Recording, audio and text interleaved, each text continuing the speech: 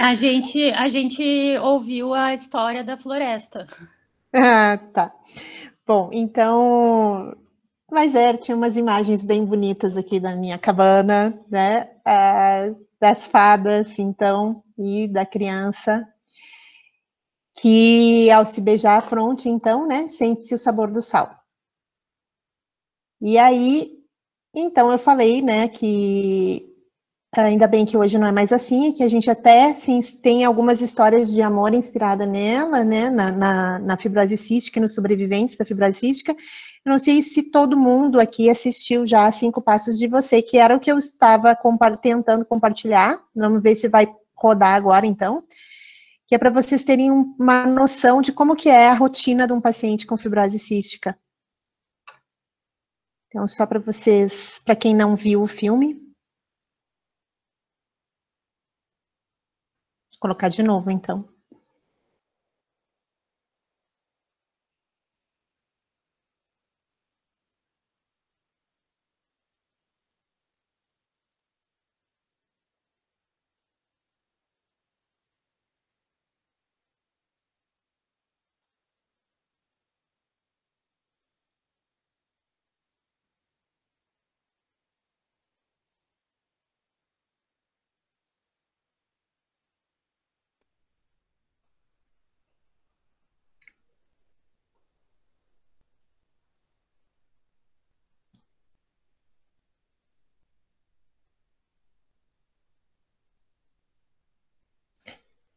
Então, para vocês verem o número de medicamentos que eles usam, né?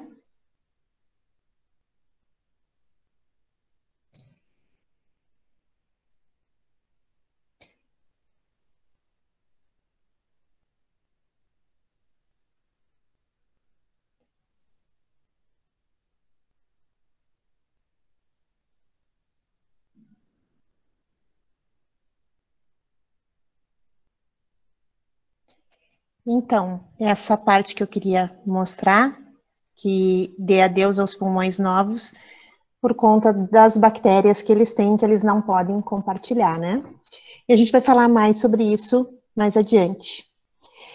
Então, por que que eu comecei com a história da floresta, né? Para dizer, então, que a fibrose cística é a doença genética potencialmente letal mais frequente entre os caucasianos. Eu contei que essa história se passou, então, na Alemanha, né? No sul da Alemanha. Então, nesta população caucasiana branca, a gente tem mais ou menos 1 para 2 mil a 1 para 3 mil nascidos vivos afetados pela doença e cerca de 1 para cada 25 indivíduos portadores assintomáticos do gene. Quando a gente observa os negros americanos, a incidência já diminui para 1 para 17 mil, e nos asiáticos é 1 para 90 mil. E aí, no Brasil, por conta dessa miscigenação racial que nós temos aqui, acabou que a prevalência é em torno de 1 para 7.500 nascidos vivos. Esse valor ele foi determinado a partir do momento em que o teste do pezinho se tornou, para a fibrose cística, se tornou rotineiro na avaliação. E eu coloquei a foto dessa indiazinha aqui, índiozinho, não sei, porque os índios, eles se comportam como os asiáticos, né? A incidência, a prevalência neles é muito baixa, e vocês dificilmente vão ver alguma criança da raça indígena com fibrose cística. E eu também falei que aconteceu depois da epidemia de peste negra. Por quê? Porque a fibrose cística ela é uma doença autossômica recessiva, ou seja, eu preciso ter um alelo, né, alterado no pai e um alelo na mãe, para que então eu tenha um filho portador de fibrose cística. Se acredita que os heterozigotos para fibrose cística sejam resistentes à infecção por Yersinia pestis. E assim, após a epidemia, houve uma maior sobrevivência de indivíduos heterozigotos que passaram a casar entre si e então ter filhos com fibrose cística, né? Ela é uma doença, então, autossômica recessiva, que possui um caráter progressivo e que compromete as glândulas exócrinas do organismo. Ou seja, todo o local, todo o órgão que tiver uma glândula exócrina vai estar comprometido,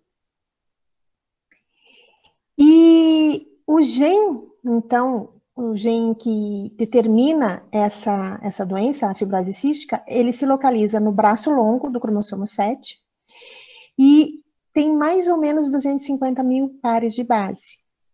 Até o momento já foram descritas mais de 2.000 mutações diferentes. Isso muda assim a cada ano, vai aumentando o número de mutações descritas.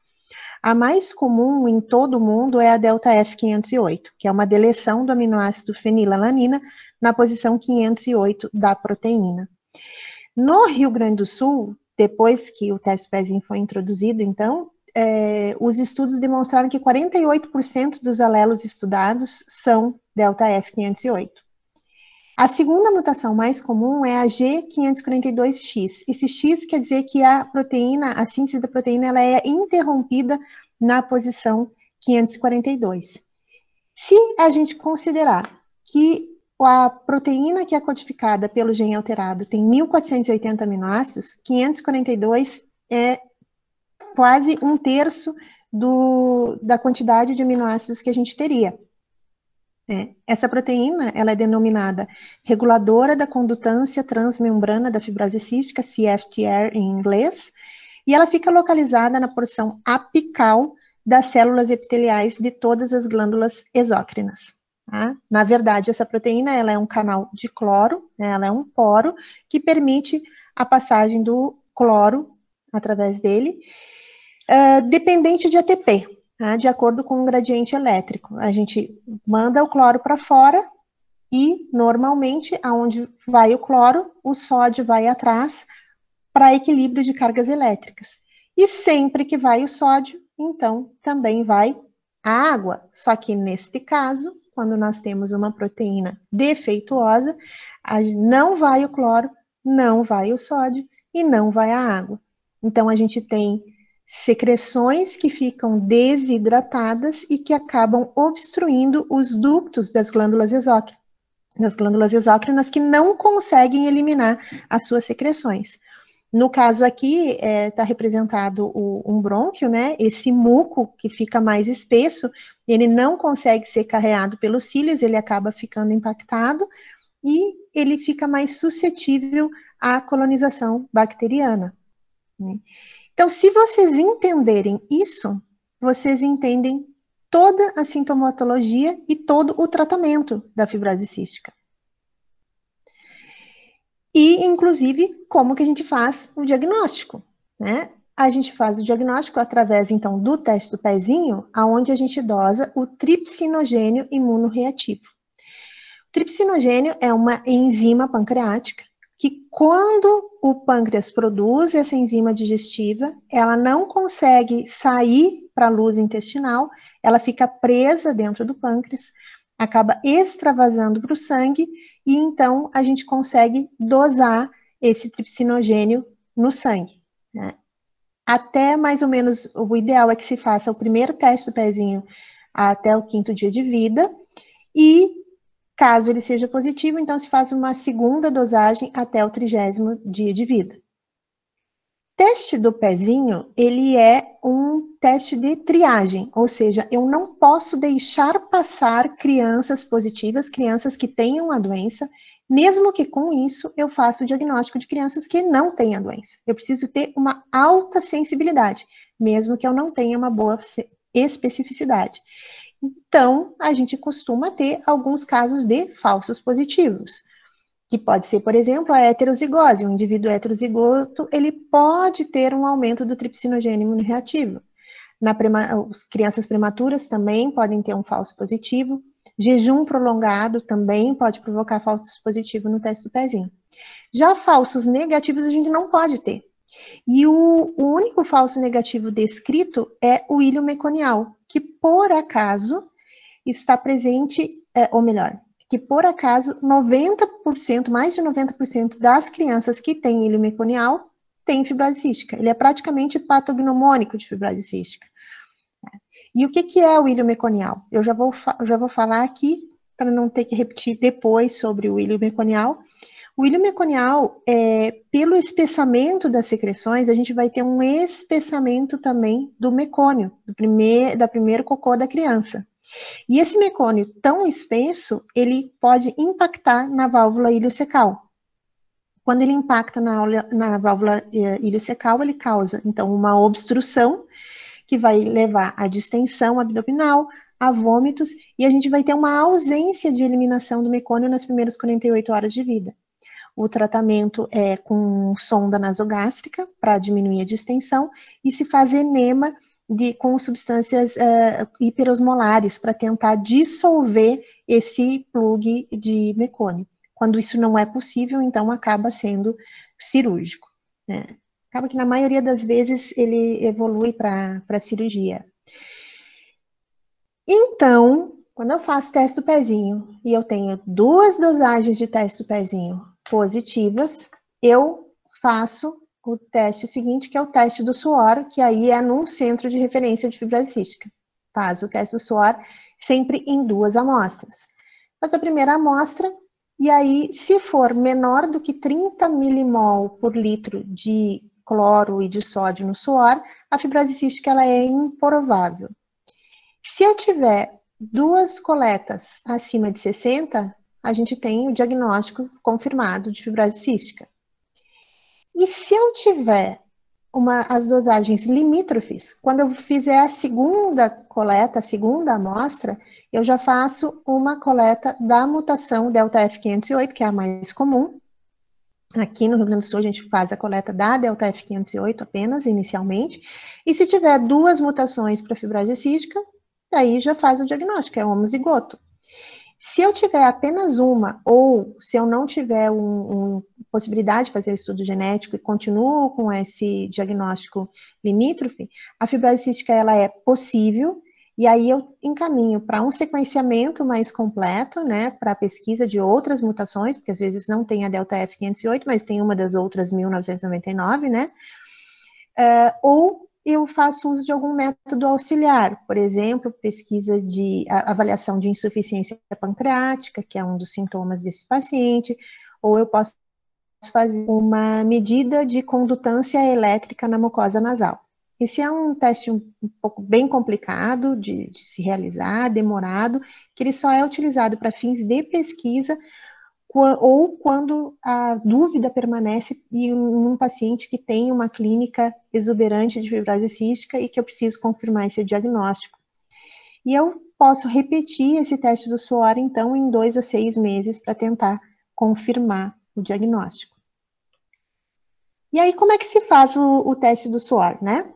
Eu faço uma estimulação com um eletrodo na pele. Esse eletrodo, ele vai ter pilocarpina, que é um parasimpático mimético, e então vai estimular a sudorese. Coloca um papel filtro para absorver esse suor, e eu preciso de mais ou menos 100 miligramas de suor para poder ter um teste confiável no resultado. E aí eu vou dosar o sódio e o cloro. Eu coloco esse papel filtro, então, em 10 ml de água destilada, né, ou água deionizada, que a gente pega lá na hemodiálise, né, não é água destilada, é água deionizada. Coloco esse papel nessa água e eu deixo equilibrando por mais ou menos 30 minutos, ele vai soltar o sódio e o cloro na água, e aí eu vou dosar a partir da água. Mas, professora, a senhora não disse que o paciente não conseguia eliminar o cloro, ele não conseguia tirar o cloro do tecido intracelular porque o canal, a CFTR era defeituosa? Então, na glândula sudorípara, esse canal de cloro, ele é invertido, tá? Na glândula sudorípara, ele não consegue colocar o cloro do extracelular para o intracelular. E por isso, eu vou ter bastante cloro no suor. Mais cloro do que sódio, inclusive esse é um dos critérios de qualidade do teste do suor, que eu tenho que sempre ter mais ou menos 10% a mais de cloro do que de sódio, né? E para ser um bom teste. E aí, então, a gente começa com as manifestações clínicas. Como eu disse antes, em todo lugar onde eu tiver uma glândula exócrina, eu vou ter sintomas. A expressão da CFTR, ela é diferente de tecido para tecido. E então, os ductos deferentes, eles são o tecido mais sensível. Por isso, os pacientes do sexo masculino, eles têm, eles são estéreis. Eles têm, inclusive, uma agenesia dos ductos deferentes. Quer dizer que, então, eles não podem ter filhos? Até podem. Se a gente pode coletar o espermatozoide direto de dentro do testículo, o que eles não têm é a capacidade de eliminar o esperma, porque os ductos deferentes, eles estão obstruídos. Os pacientes, então, do sexo masculino costumam ser estéreis, e as mulheres, elas têm um muco cervical mais espesso, o que dificulta a fecundação, então elas são inférteis, elas têm dificuldade de engravidar, mas não há impossibilidade. Inclusive, a gente tem que fazer o uso de anticoncepcional e fazer a orientação, né, de anticoncepção para elas, porque elas podem sim engravidar. Eu tenho uma paciente que eu comecei já a atender ela na adolescência, e ela tem 2 filhos, né? Ela conseguiu de maneira natural e ela conseguiu amamentar, porque a mama também é uma glândula exócrina, né? Ela também tem ductos. Ela teve um pouco de dificuldade para amamentar, mas ela conseguiu amamentar. A gente tem, então, a glândula sudorípara, né? Que é a que vai ter o suor mais salgado. A gente tem o pâncreas. E no pâncreas, que justamente é como a gente faz o diagnóstico pelo teste do pezinho pelo extravasamento do tripsinogênio, o que acontece? Obstruem os ductos que levam as enzimas pancreáticas para a luz intestinal. Vocês conseguem enxergar o cursor do mouse aqui, que eu mostrando? Sim ou não? Sim. Sim? Tá. Então, Sim. aqui no pâncreas, né, obstrui a via de saída do pâncreas, começa a extravasar para trás, né, começa a voltar a secreção pancreática, que ela faz a digestão, e ela começa, então, a ter pequenos processos de digestão do próprio pâncreas, vai destruindo o próprio pâncreas, gerando, então, a chamada fibrose cística do pâncreas, né? O nome da doença, ele vem de achados de necrópsia de crianças que tinham muitas pneumonias, e essas crianças, quando fazia necrópsia, identificava que tinha uma fibrose cística no pâncreas.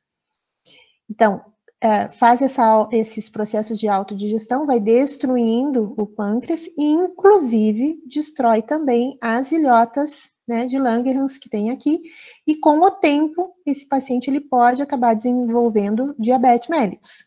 A gente precisa sempre ficar de olho no paciente com fibrose cística por causa do desenvolvimento de diabetes. Quando eu não tenho as enzimas digestivas dentro do intestino, o que eu vou ter? Eu vou ter sintomas intestinais de doença desabsortiva. Esse paciente, então, ele vai ter uma ausência da digestão dos carboidratos. Esses carboidratos, eles vão fermentar, vai gerar gases, eles vão estufar, eles vão ter fezes, então, que são explosivas. Volumosas, porque os alimentos não foram digeridos adequadamente. E fétidas, porque a proteína também não foi digerida e putrefa. E que boiam no vaso, né? Elas são rançadas, elas são azedas e elas boiam no vaso. O dia que sentir que vê uma evacuação de um paciente com fibrose cística, não esquece nunca mais. O cheiro é característico, o aspecto é característico, não é diarreia, é esteatorreia, fica olhinho de gordura no vaso, fica resto de alimentos inteiros nas fezes. Hoje a gente até já não vê tanto isso, porque os pacientes, como eles estão fazendo diagnóstico já no teste do pezinho, já começa a fazer o tratamento, e aí, que é a reposição das enzimas pancreáticas, e a gente não vê essa doença desabsortiva. Mas isso vai levar, então, à desnutrição calórico-proteica, pode acontecer prolapso retal de repetição, porque tem perda da proteína, tem perda da estrutura do reto, que vai ficar mais frágil, E são muitas evacuações e evacuações volumosas. Quando faz essa evacuação, acaba forçando e faz prolapso retal, que é um outro sintoma da fibrose cística. Aqui não está aparecendo, mas dentro desse processo digestivo, a gente também tem alterações hepáticas, né? Vai ter um espessamento também da bile, das secreções biliares. Eles fazem barro biliar e eles evoluem, então, para uma cirrose biliar. Eles fazem fibrose hepática e evolui para cirrose com o tempo. A gente tem que sempre fazer a avaliação hepática também desses pacientes. Com relação ao aparelho respiratório, a gente já começa com sintomas na via aérea superior. Esses pacientes, eles têm sinusite crônica, e tem aquele ditado, né, que diz que em medicina e amor nem sempre, nem nunca, mas 100% dos pacientes com fibrose cística vão ter doença sinusal. Eles fazem obstrução dos ósseos paranasais e eles podem, então, apresentar sinusite, podem não, eles vão apresentar sinusite crônica e eles podem apresentar pólipos nasais. Os pólipos, na criança, a causa mais comum de polipose nasal é fibrose cística. Depois da adolescência para a idade adulta, aí a gente pensa em alergia ao AS como a causa principal, mas na infância, a principal causa de polipose nasal é fibrose cística. E eu tive o ouvido, apesar de também ter glândulas exócrinas, eu nunca vi alterações de ouvido assim mais frequentes em um paciente com fibrose cística, mas eu já vi a alteração de parótida. Fez um cálculo de parótida e fez uma parotidite por causa da obstrução do canal salivar. E aí, como a gente tem a principal manifestação clínica da fibrose cística nos pulmões, né?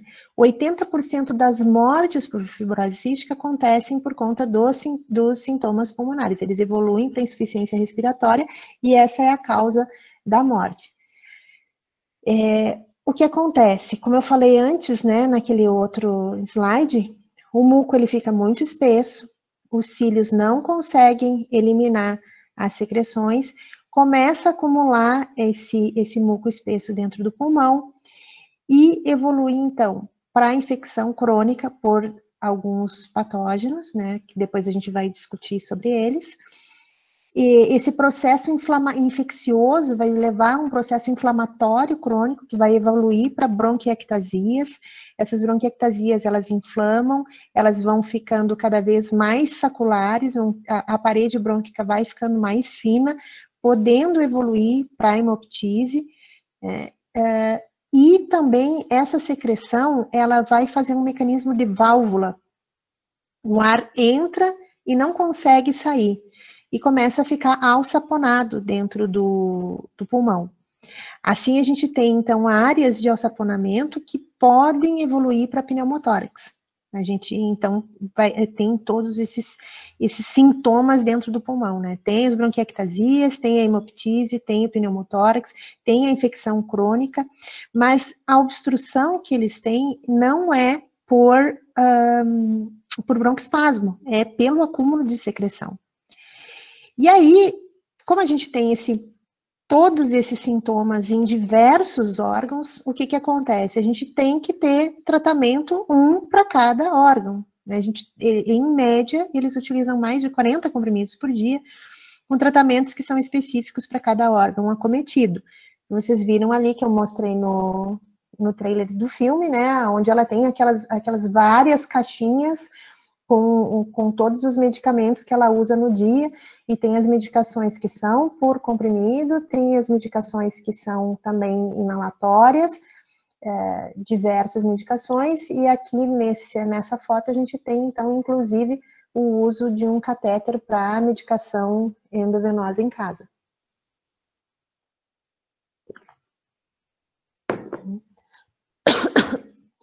Mas de toda essa sintomatologia, o que importa para vocês, né? que importa para vocês é a tríade clássica da fibrose cística, de doença sinuso-pulmonar crônica, né, que é manifestada pela colonização ou infecção por diversos patógenos que são característicos da fibrose cística, Staphylococcus aureus, Haemophilus influenza, Pseudomonas aeruginosa e Burkholderia cepacia, que é a bactéria que o menino tinha, então, que ele não podia, ela não podia se aproximar dele lá no filme, né? A 5 passos de você, caso alguém não conheça ainda. Eles vão ter, então, tosse produtiva crônica, anormalidades persistentes no raio-x, obstrução da via aérea, que vai causar sibilância, mas como eu falei, que é muito mais por secreção, pode ter polipose nasal, e a hipoxemia crônica, então, acaba levando ao baqueteamento digital. O segundo aspecto da tríade são as alterações gastrointestinais e nutricionais, né, que começa lá desde o período neonatal, o íleo meconial, e depois que na idade adulta pode ter uma síndrome de obstrução semelhante ao íleo meconial, que também é por impactação de fezes, no caso na válvula iliocecal. Alteração pancreática, insuficiência pancreática, pode ter pancreatite recorrente, né? Pancreatite aguda recorrente em criança, a gente tem que pensar em fibrose cística. Alterações hepáticas, né? Vai levar a cirrose biliar. E a questão do failure to thrive, né? A falha de crescimento, que hoje a gente quase não vê, porque a gente já está pensando mais, né, em fibrose cística, se percebe que a criança não está crescendo, já logo faz o diagnóstico, mas a maioria faz o diagnóstico mesmo no teste do pezinho. E aí, por proteinemia, por desnutrição, edema, complicações de carências vitamínicas, particularmente as lipossolúveis, né, que a gente pode ver dentro do quadro gastrointestinal. E ainda a síndrome de perda de sal. A gente tem, como eles perdem muito sal no suor, eles podem fazer uma desidratação aguda por perda de sal, e eles podem fazer uma alcalose metabólica por hiponatremia, né? Como eles fazem hiponatremia pela a perda de sódio no suor, eles vão lá compensar no rim, eles fazem as trocas e acabam absorvendo mais o bicarbonato para não eliminar o sódio. Ele elimina o hidrogênio lá no rim para segurar o sódio, e com isso evolui para a alcalose metabólica, que é num paciente que tem hipoxemia crônica. Quando a gente pega essa alcalose metabólica, a gente tem que pensar primeiro em perda de sal. E com relação à questão da perda de sal, eu tenho inúmeras histórias de pacientes para contar. Eu tenho pacientes que foram confundidos com sepsis, e na verdade era hiponatremia, acabou indo para CTI, entrou em ventilação, e era só uma hiponatremia, né, no plantão, né, acharam que ela estava evoluindo para sepsis e acabaram levando para CTI. Eu tenho, no meu tempo de dissertação de mestrado, tinha um paciente que ele era um adolescente, e ele internava para fazer as medicações endovenosas periodicamente, e ele descia para jogar futebol com os funcionários lá do Hospital de Clínicas, e isso era mais ou menos, era no intervalo dos funcionários, às 11 horas da manhã, era sol forte, e ele voltava encharcado, né, porque ele perdia muito, suava muito em grande quantidade, e perdia muito sal. E aí ele chegava no posto de enfermagem, batia assim no balcão do posto de enfermagem, como quem bate num balcão de bar, e diz assim: me desce um soro fisiológico aí.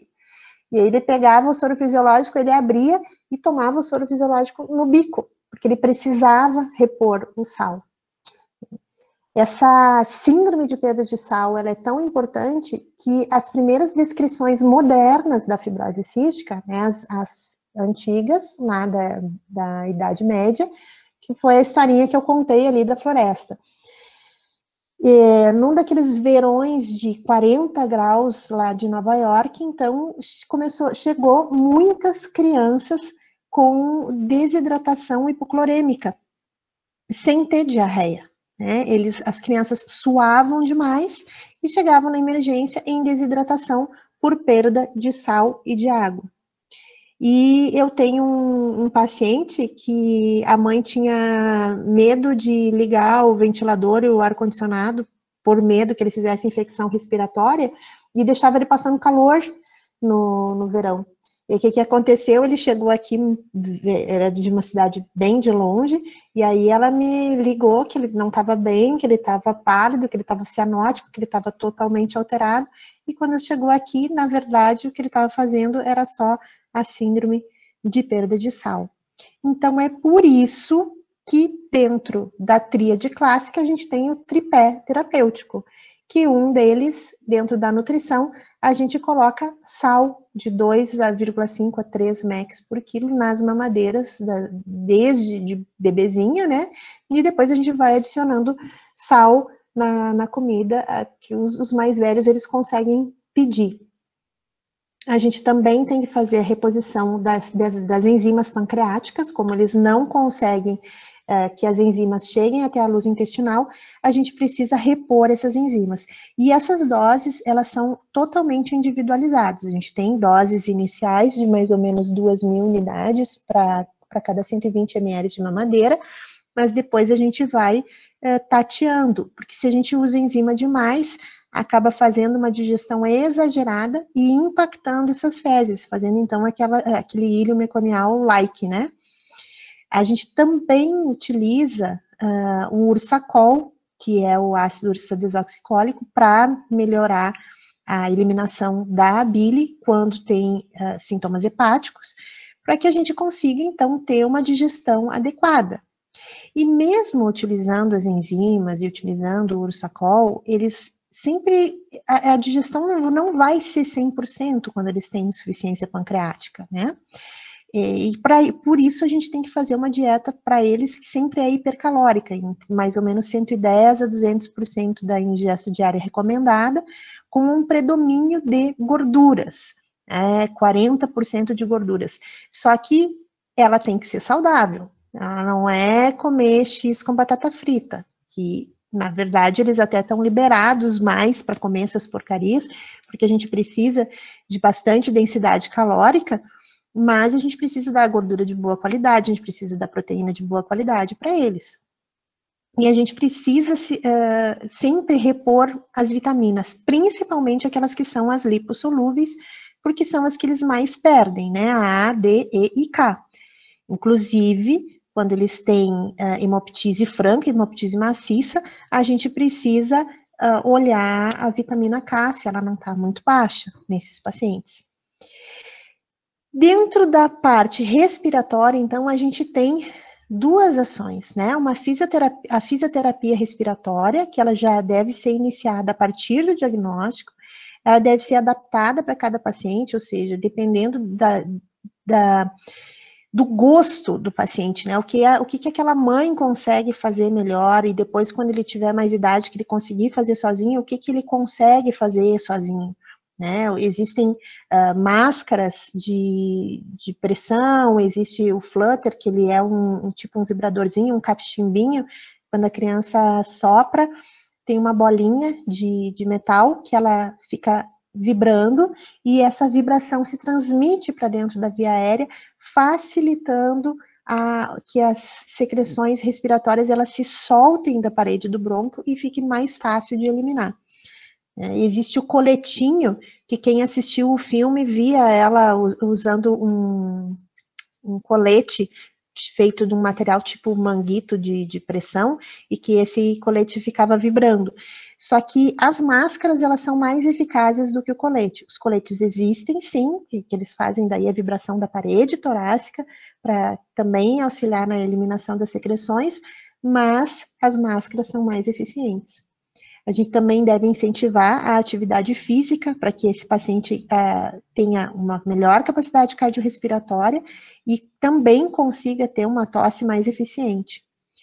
E o que a gente mais foca mesmo é buscar a erradicação dessas bactérias patogênicas, né, nesses pacientes, já na primeira infecção. A gente fica fazendo rastreio da infecção respiratória, e na primeira infecção já busca erradicação, tanto com antibiótico sistêmico como com antibiótico por via inalatória. Desculpa. O que a gente chama de erradicação, né? Erradicação é quando, ao longo de um ano, eu não tenho a identificação dessa bactéria que eu quero eliminar, eu não consigo identificar ela nos exames de escarro. Então, para isso, ou seja, por que eu faço a erradicação, né? Por que eu busco a erradicação? Para evitar que aconteça isso, né? Bronquiectasias difusas, maciças, em todos os lobos, em todos os segmentos pulmonares. Paciente com fibrose cística não pode, a gente não faz retirada cirúrgica de bronquiectasia, porque compromete todos os campos. E aí eu faço, então, o tratamento, é o que eu mais preciso entender da fibrose cística, é a parte da bacteriologia das infecções respiratórias, né? Os principais agentes são o Staphylococcus aureus, o Haemophilus influenza, Pseudomonas aeruginosa e o complexo Burkholderia cepacia. A Burkholderia cepacia, ela é a pior de todas, a mais difícil de erradicar, é a que causa descompensação e a que impede, então, de fazer transplante, porque a evolução do paciente depois que ele tem a cepacia é uma evolução mais rápida, eles perdem função pulmonar muito rapidamente e eles vão a óbito mais rapidamente. A gente precisa, então, fazer coletas de escarro a cada 3 meses para evidenciar quais são as bactérias e fazer o tratamento dirigido para as bactérias que estão presentes e conforme o antibiograma, e também em cada exacerbação. O que é a exacerbação no paciente com fibrose cística? Exacerbação é quando ele tem um aumento no volume, na frequência de tosse, um aumento no volume de escarro ou uma alteração desse escarro. Se ele tem uma queda de VF1 inexplicada, se ele tem uma queda de saturação, se ele começa a perder peso e, mais raramente, a presença de febre. Normalmente, quando eles têm a febre, ou são vírus ou é a cepacia. A cepacia, ela tem essa maior capacidade de provocar febre. Os outros, eles não costumam provocar febre porque eles são intrabrônquicos, eles não são invasivos. E aí a gente não costuma ter tanta febre, mas pode acontecer. Então, 20 a 30% das exacerbações são causadas por vírus, e aí são os vírus comuns, né? Vírus sincicial respiratório, influenza, rinovírus, que causam infecções respiratórias em qualquer indivíduo. E a gente precisa fazer triagem para micobactérias, tanto tuberculosas quanto não tuberculosas, e também de fungos uma vez por ano. Eles coletam cada 3 meses e uma vez por ano eu preciso fazer essa pesquisa de micobactérias e de fungos. E também eles costumam fazer mais micobacteriose, principalmente as não tuberculosas, e eles costumam fazer aspergilose. E aí eu preciso também rastrear a presença do aspergilos, e aí eu faço isso medindo a IgE. Se eles têm um aumento súbito de IgE, eu penso, então, que eles podem estar fazendo aspergilose. Identificar aspergilos no escarro não significa doença, porque eles costumam ter aspergilos com bastante frequência. O que eu vou pensar que é a doença? Quando eu tenho esse aumento de IgE e quando eu tenho positividade no prick test para aspergilos. E aí, então, eu faço uma antibiótico terapia bem agressiva para buscar a erradicação, né? Na primeira infecção por Pseudomonas aeruginosa, inicia com tobramicina 300 mg inalada, 2 vezes ao dia. A gente faz ciclos de 28 dias. Ou então a colimicina, colistin, 1 a 2 milhões de unidades, também 2 vezes ao dia. E aí, se eu usar a colimicina, eu preciso associar com a ciprofloxacina. Mas se usa cipro em criança, aqui é uma questão de risco-benefício. Tá? Eu tenho maior benefício em usar a ciprofloxacina e eliminar a Pseudomonas aeruginosa do que eu deixar essa Pseudomonas estabelecer uma infecção crônica nesse paciente. Tá? A preferência é pela tobramicina, a tobramicina é a primeira escolha, mas eu também posso usar a cipro com colimicina. Se ao final desses 28 dias eu não conseguir erradicar, eu posso estender e deixar por 3 meses. Ou eu também posso fazer o uso endovenoso, né, de medicações endovenosas por 2 semanas e depois manter a medicação inalatória. E se essa criança tem mais do que 6 anos e eu tenho uma infecção já estabelecida, já uma infecção crônica pela Pseudomonas aeruginosa, e o que é uma infecção crônica? É a identificação da bactéria em mais de 50% dos escarros ao longo de 1 ano, né? Então, eu fiz 4 coletas, se eu tenho 3 coletas positivas nesse 1 ano, então eu vou considerar que essa criança tem infecção crônica, e aí eu vou manter a tobramicina continuada em nebulização. Só que eu vou fazendo ciclos de 28 dias, sim, e 28 dias sem a medicação, para que não ocorra o desenvolvimento de resistência da bactéria, né, de resistência bacteriana. Posso fazer intercalado 28 dias de tobramicina com 28 dias de Astreonan, que existe o Astreonan inalado para esses pacientes, mas na maioria das vezes a gente usa a tobramicina 1 mês sim e 1 mês não. Eles também têm benefícios na erradicação precoce do Staphylococcus aureus, e se for um MRSA, que é o resistente à meticilina, então eu preciso usar a vancomicina por pelo menos 3 semanas. E a cepacia, como eu falei, ela tem uma resistência intrínseca a diversos antibióticos e é muito difícil a erradicação. Normalmente, depois que se adquire cepacia, a gente não consegue mais eliminar. Outras medidas, né, de uso de antibiótico que a gente utiliza nesses pacientes. A azitromicina, 3 vezes por semana, nos pacientes maiores de 5 anos. Quando? Quando eles têm infecção crônica estabelecida pela Pseudomonas aeruginosa, ou se eles não são colonizados, mas eles apresentam exacerbações frequentes, então eu também vou usar a azitromicina.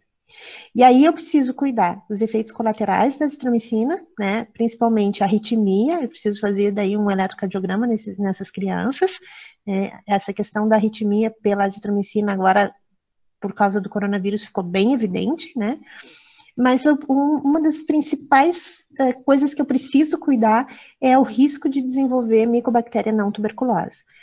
Eles, quando faz o uso crônico de azitromicina, aumenta muito a frequência de micobactéria não tuberculosa nesses pacientes.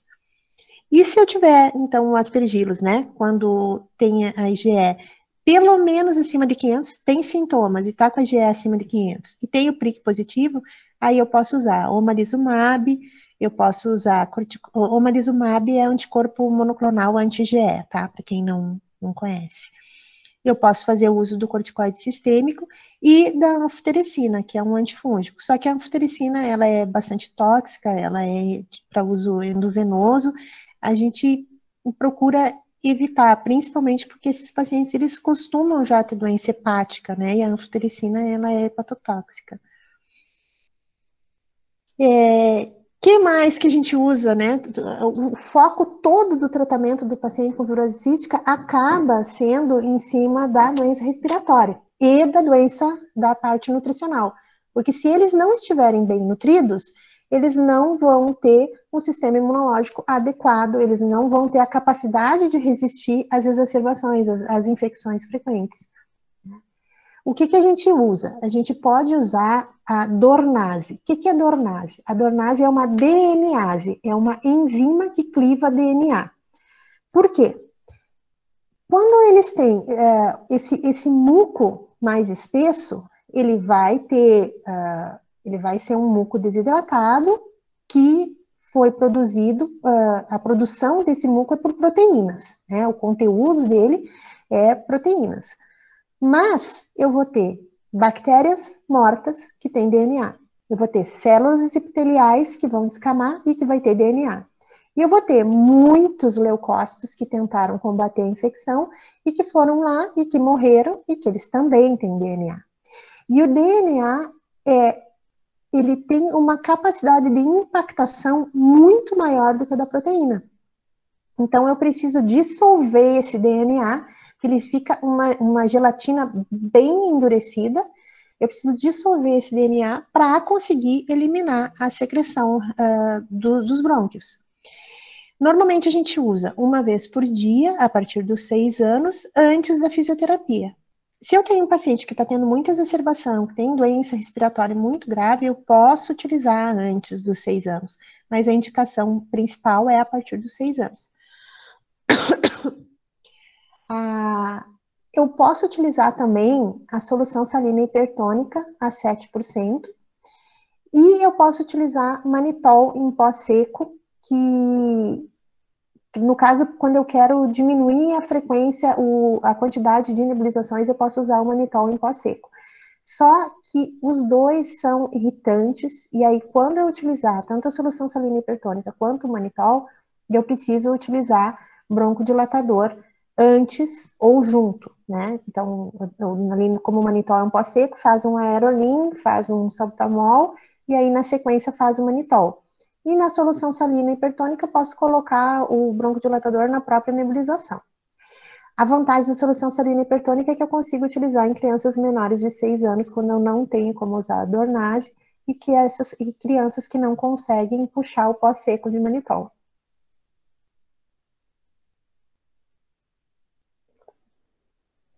Como eles são hipertônicos, eles vão puxar a água para dentro da luz brônquica, e aí eles vão aumentar a hidratação do muco e auxiliar a eliminação dessas secreções. Outra coisa que eu posso precisar utilizar nesses pacientes é o oxigênio, mas aí eu vou utilizar só quando eles têm uma saturação menor do que 88%, ou uma PO2 menor de 55%, ou ainda, se eles têm uma saturação entre 88 e 90, mas eles têm sintomas. Então, aí eu também já entro com o oxigênio. O objetivo de eu utilizar o oxigênio, além, é claro, de manter a oxigenação adequada, é evitar o desenvolvimento do cor pulmonale, né, da hipertensão pulmonar, que essa deficiência, essa baixa oxigenação, principalmente durante o sono, porque às vezes durante o dia eles estão com a saturação normal, mas aí durante o sono eles caem. E aí eu posso fazer o uso só durante o sono, ou eu posso fazer o uso durante o dia também para aumentar a capacidade de eles terem atividades na vida diária, porque às vezes eles não estão dessaturando, mas eles estão ali quietinhos em repouso. E aí, se eles começam a fazer uma atividade física, eles dessaturam. E aí, se eu utilizar o oxigênio, eu consigo melhorar a qualidade de vida desses pacientes. Eu também posso usar, como eu falei, que essa secreção mais desidratada, mais hiperosmolar, ela provoca a inflamação da parede do brônquio. E aí, existem protocolos que utilizam o ibuprofeno. Só que tem que ser numa dose alta de 20 a 30 miligramas por quilo, na verdade, faltou por quilo no slide, 2 vezes ao dia.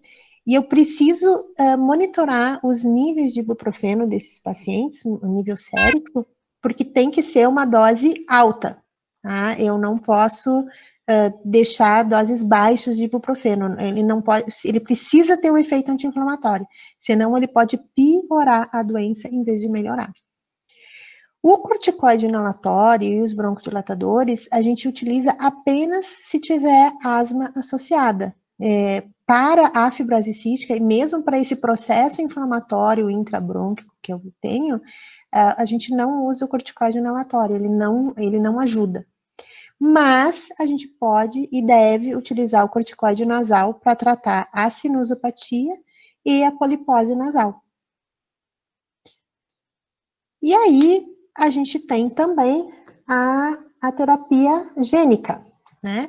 Que é a grande promessa aí para esses pacientes com fibrose cística, porque eu consigo trocar ou pelo menos reduzir aquele monte de medicamento que eles têm por um, né?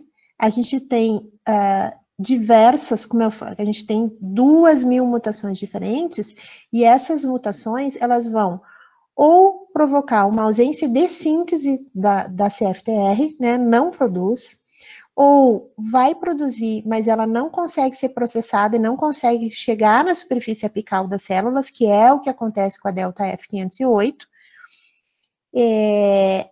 A gente tem aquelas que são produzidas, que chegam na superfície, mas que elas não funcionam adequadamente, elas têm uma regulação inadequada ou uma alteração na capacidade de condutância. E ainda a gente tem a síntese reduzida, eles são produzidas, mas são produzidas em pouca quantidade, e aí a gente tem um menor número de portões de cloro na superfície da célula. E aí a gente tem, então, para esses 3 tipos aqui, ou seja, conseguiu produzir, mas ela está em pouca quantidade, ou não funciona direito, ou ela não tem uma boa regulação, eu tenho o ivacaftor, que é um potencializador, né, das mutações de tipo 3 a 5. E para a delta F508, que é esse aqui, eu tenho um regulador de produção, que é um corretor de mutação, aliás, um corretor de mutação que é o lumacaftor, né? Ele regula a produção.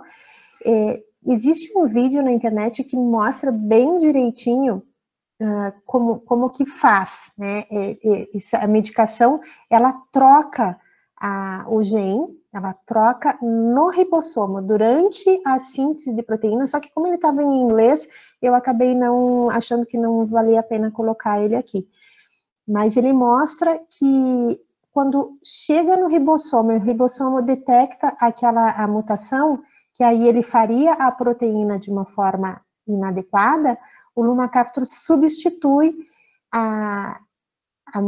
o gene naquele local e faz com que a produção da proteína seja adequada. No caso dos pacientes que são homozigotos para delta F508, a gente utiliza, então, uma associação do ivacaftor com o lumacaftor para conseguir ter uma adequação da proteína. Se for heterozigoto para delta F508, daí já não funciona tão bem. É melhor ser homozigoto para delta F508, embora aí a doença não costume ser mais grave, mas aí eu consigo tratar com essa associação. Se ele é heterozigoto, dependendo de qual mutação qual é a outra mutação que ele tem, não vai funcionar adequadamente.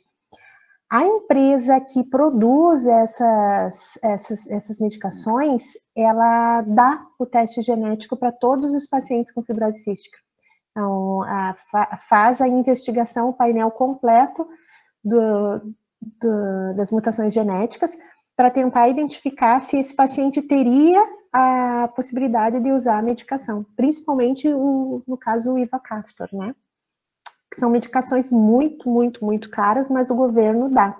Aliás, todas as medicações da fibrose cística, todas, ursacol, enzimas, vitaminas, tudo o governo dá.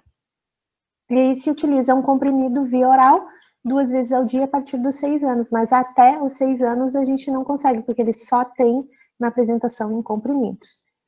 E no caso na idade adulta, a gente tem que lembrar que no momento que a gente regula o gene, essa mulher infértil, ela passa a ser fértil, e essas medicações, elas reduzem o efeito dos anticoncepcionais.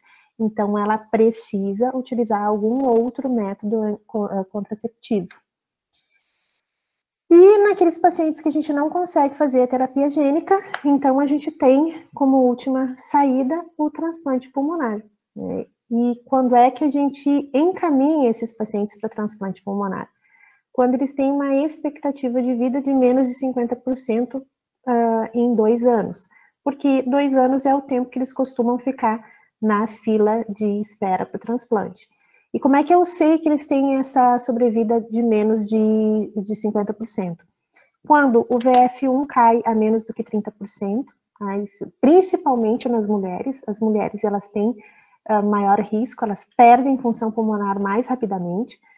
Se eu tenho uma distância percorrida no teste de caminhada de 6 minutos de menos de 400 metros, se eles têm uma piora clínica ou funcional acelerada, né, como eu coloquei aqui, principalmente no sexo feminino, se eles estão com hipoxemia ou com hipercapnia, se tem hipertensão pulmonar, né, pressão sistólica da artéria pulmonar maior do que 35, e se esses pacientes eles estão apresentando episódios de pneumotórax ou de hemoptise, eles precisam ser encaminhados mais precocemente. Aqui eu só coloquei alguns adicionais para assim, para mostrar que esses pacientes eles são extremamente complexos, eles precisam ter um acompanhamento muito próximo, eu preciso fazer consultas frequentes para fazer o acompanhamento da antropometria, da nutrição, né? Faço antropometria em todas as consultas, comecei aqui de baixo para cima, faço antropometria em todas as consultas, tenho que fazer a avaliação da composição corporal anualmente, e aí eu preciso fazer raio-x de tórax anual, eu preciso fazer 2 espirometrias por ano a partir dos 5 anos. Se esse raio-x ele tiver alguma alteração, se ele já tem alguma lesão radiológica, ou se essa criança faz uma descompensação grave, aí eu tenho indicação de fazer tomografia. Normalmente a gente não faz em lactentes, né? A gente procura fazer na criança um pouquinho mais velha por causa da radiação, e aí vai se repetindo a cada 2 ou 4 anos. A ressonância eu não coloquei aqui, porque a ressonância ela não é muito adequada para pulmão. Mas como é um paciente que eu vou fazer o segmento, eu posso fazer uma tomografia e uma ressonância, e aí eu tenho um parâmetro de ressonância, e a partir de então, em vez de ficar repetindo tomografias, eu repito ressonâncias, porque eu tenho um fator de comparação inicial para essas ressonâncias. É uma maneira de se fazer para poupar radiação. Eu preciso fazer a avaliação da insuficiência pancreática por pesquisa de elastase fecal, e isso a gente faz já quando faz o diagnóstico, lá a partir de 15 dias de vida, né, fez o diagnóstico, fez os 2 testes de pezinho, deu positivo, fez lá o teste do suor e deu positivo, já faz uma pesquisa de elastase fecal, e eu preciso repetir isso anualmente para eu saber se eu preciso dar enzima pancreática para essa criança ou não. E se eu tiver menos de 200 microgramas por grama de fezes, eu tenho indicação de insuficiência pancreática, eu tenho indicação de tratamento. Preciso avaliar a função hepática anualmente e fazer eco de abdômen para fazer o acompanhamento desse fígado, para ver se está evoluindo para cirrose ou não. E como eu falei que eles têm, né, a possibilidade de diabetes, a partir dos 10 anos eu preciso fazer teste de tolerância à glicose, hemoglobina glicada e glicemia de jejum não são bons para fazer o diagnóstico precoce de diabetes nesses pacientes. E a partir dos 8 anos eu também preciso fazer densitometria óssea para ver se eles não estão fazendo osteopenia ou osteoporose. Isso e depois eu posso repetir a cada 2 ou 5 anos, dependendo dos resultados iniciais. Se eu tiver só osteopenia, eu posso tratar com vitamina D, vitamina K, cálcio, e não está no consenso, mas eu utilizaria magnésio também, que melhora a eficiência da vitamina D.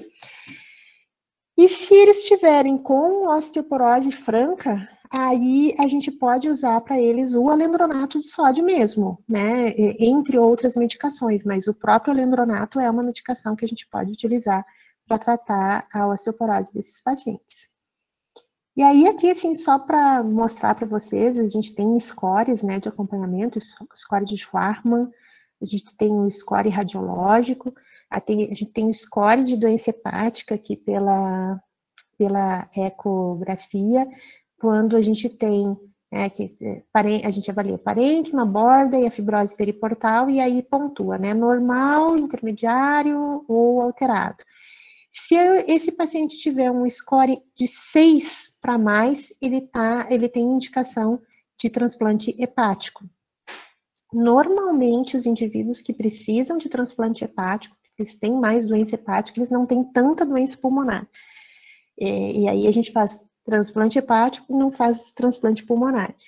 Normalmente são meninos, são de sexo masculino e que tiveram ilha meconial. São os principais pacientes que evoluem para cirrose. A gente também tem questionário de qualidade de vida, que ele é doença específico. E então, assim, esses são pacientes extremamente complexos e que a gente precisa ter essa visão global deles, de todos os órgãos, né? Tem que ser equipe multidisciplinar. Eu preciso de psicólogo para fazer o acompanhamento do emocional desses pacientes. Eu tive uma paciente que quando entrou na adolescência, ela não segurou a onda, ela pediu para a família para passar um tempo na casa da avó, e aí a avó, porque como ela já tinha 16 anos, então ela já sabia se cuidar, e aí a família deixou, ela foi para a casa da avó, e lá na casa da avó, ela simplesmente ela não fazia uso das medicações, não fazia fisioterapia. Na casa dos pais, os pais ficavam em cima, né? E a avó não sabia, ela dizia que estava fazendo, ela dizia que estava tomando, e enfim, ela acabou descompensando. E como ela estava em outra cidade, né? Ela estava em uma cidade que não se conhecia ela, que não sabia tratar, ela acabou vindo a óbito, né? E na verdade ela se suicidou, né? Ela sabia muito bem o que ela estava fazendo, ela foi com a intenção de não usar os medicamentos porque ela não aguentava mais a vida da fibrose cística, né? De estar sempre internada. Só que essa menina, ela não fez o diagnóstico do teste do pezinho, e ela, com 10 anos, ela foi fazer o diagnóstico aos 10 anos de vida, né? Porque a avó viu numa sala de espera, aquelas revistas Diálogo Médico, ela ouviu falar sobre fibrose cística, e aí ela falou para a gineco, né, a minha neta tem isso aqui. E aí a gineco fez a solicitação do teste do suor e confirmou. Então, quando ela chegou para mim com 10 anos de vida, ela já tinha várias bronquiectasias, ela já estava com a doença bastante avançada. Então, hoje, essa não é mais a realidade. Com o teste do pezinho, eu tenho uma outra paciente que fez o diagnóstico no teste do pezinho, ela está hoje com 18 anos, né? Agora ela não está mais fazendo acompanhamento comigo, ela está em Porto Alegre na equipe de adultos e está muito bem.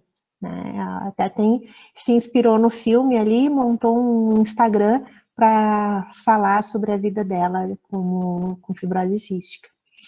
E aí, eu queria só encerrar falando que o mês de setembro, né, o Setembro Roxo, é o mês de conscientização e divulgação da fibrose cística, e o dia 5 de setembro é o Dia Mundial de Conscientização da Fibrose Cística. Né? E se vocês têm alguma pergunta, agora é a hora de vocês fazerem.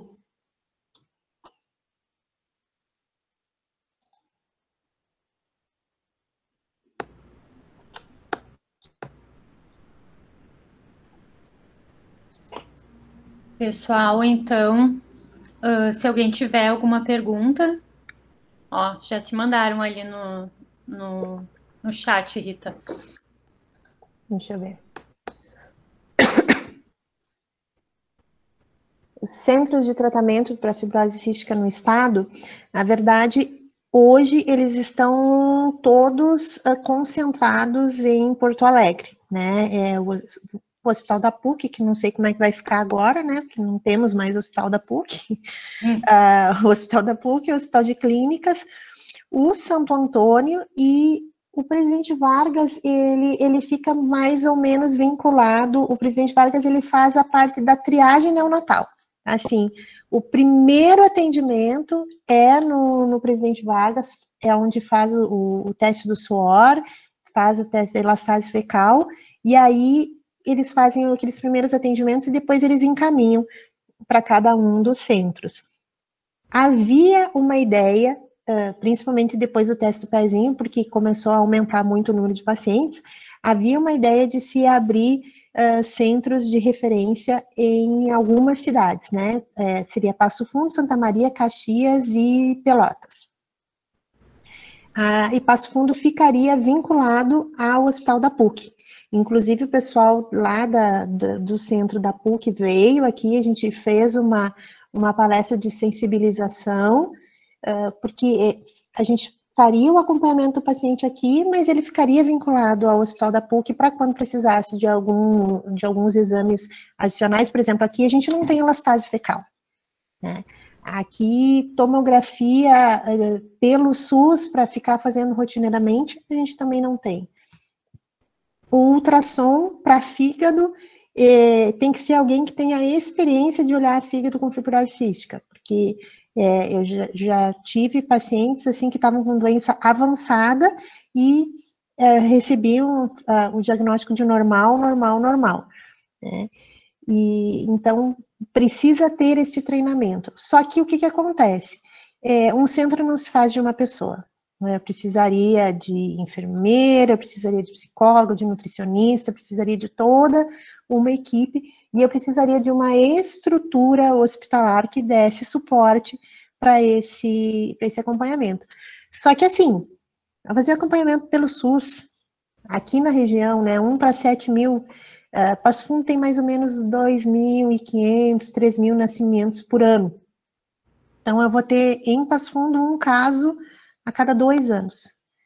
Ok, eu teria a região, mas acaba ficando muito pouco paciente e a grande maioria de pacientes do SUS. E como vocês viram, a complexidade desses pacientes são pacientes que consomem muito, são pacientes que custam caro para os centros.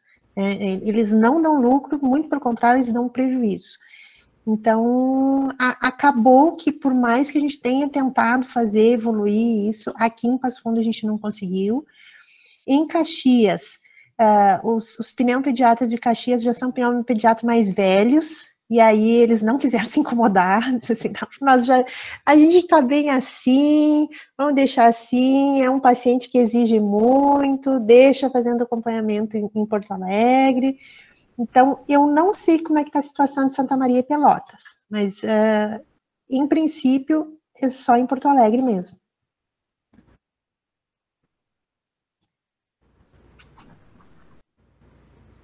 Alguém mais, pessoal? Se ficar com vergonha, pode mandar pelo chat.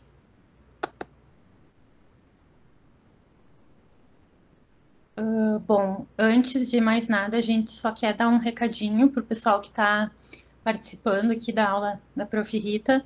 No início da aula eu falei que a gente não ia mais poder fornecer os atestados, mas a gente conversou com o pessoal da faculdade, enfim, todos os atestados serão concedidos a vocês, tá? O pessoal que participou hoje, todo mundo tem direito ao seu atestado. Então, depois o pessoal da Liga vai orientar vocês ali no Instagram como é que vocês pegam um atestado. Então, todas as aulas vão ter o atestado de participação, tá? Prof. Rita, minha colega, gostaria de agradecer por ter aceitado o convite do pessoal da Liga. Eles organizaram tudo por eles, assim, eu tô bem orgulhosa deles, foi tudo muito bem organizadinho. Muito obrigada pela tua aula, foi bem esclarecedora. Inclusive, é uma coisa que a gente tem pouco conhecimento, né? A fibrose cística não é uma coisa assim tão esclarecedora para nós. Achei bem boa a tua aula. Gostaria de Obrigada. agradecer a tua disponibilidade, Quando precisarem, estou tá? aqui. Pessoal, agora então, sim, pode deixar que vamos te chamar novamente. Pessoal, então agora eu vou passar para a nossa ligante, a Joelma, que vai fazer o sorteio